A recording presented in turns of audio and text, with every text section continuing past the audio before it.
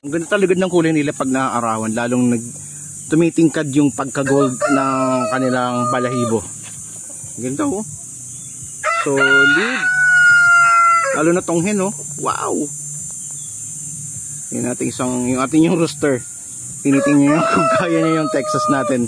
Ayan oh. Wow. Laki mo boy, di mo kaya yan.